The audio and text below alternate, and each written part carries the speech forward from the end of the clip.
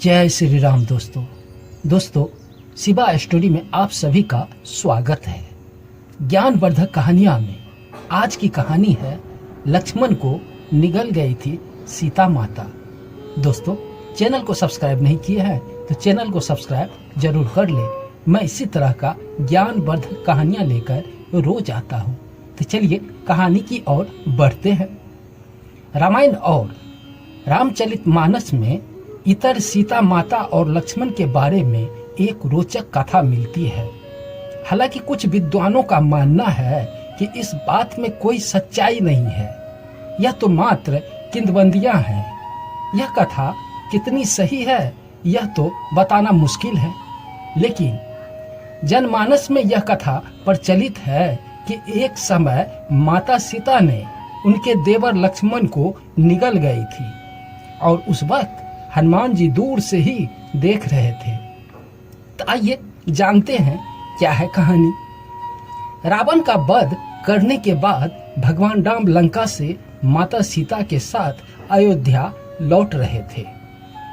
उस दौरान अयोध्या को दीपकों से सजाया जा रहा था। दीपावली का दिन था, उत्सव मनाया जा रहा था।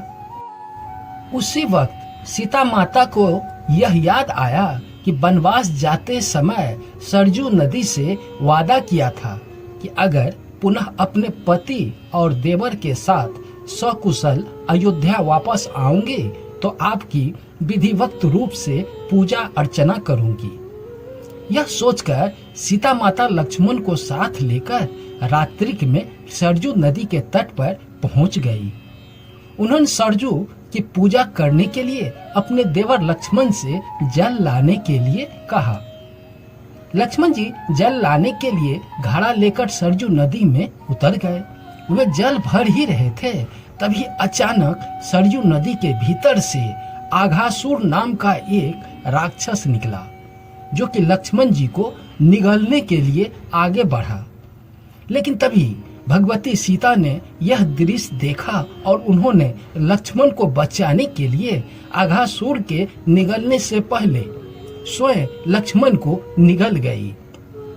लक्ष्मण को निगलते ही सीता और लक्ष्मण का शरीर जल के समान एक तत्व में बदल गया। यह अद्भुत दृश्य हनुमान जी देख रहे थे, जो कि एक पेड़ के पीछे छिपे हुए थे।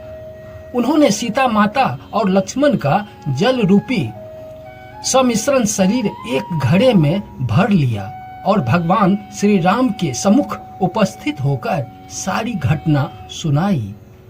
हनुमान जी की सारी बात सुनने के बाद भगवान राम मुस्कुराए और उन्होंने हनुमान को बताया कि इस राक्षस को भगवान शिव का वरदान प्राप्त है, इसलिए इसका वध मैं नहीं कर सकता हूँ। भगवान शिव के इस वरदान के अनुसार आघासुर का वध तभी किया जा सकता है जब सीता और लक्ष्मण का शरीर एक होकर किसी तत्व में बदल जाए और हनुमान उस वक्त तत्व का उपयोग एक शस्त्र के रूप में करे। प्रभु श्री राम की यह बातें सुनकर हनुमान ने उस घड़े के जल को गायत्री मंत्र से अभिमंत्रित करने नदी में बहा दिया। सरजू नदी में उस जल के मिलते ही नदी में आग की लपेटें उठने लगी, जिसमें जलकर आघासुर राक्षस भस्म हो गया। आघासुर के भस्म होते ही सरजू नदी में सीता और लक्ष्मण को उनका शरीर वापस कर दिया और उन्हें फिर से एक नया जीवन मिला। दोस्तों यह कहानी पसंद आई हो तो चैनल को सब्सक्राइब जरूर कर ले। मैं इसी तरह का ज्ञानवर्धक कहानियां लेकर रोज आता हूँ। जय श्री राम।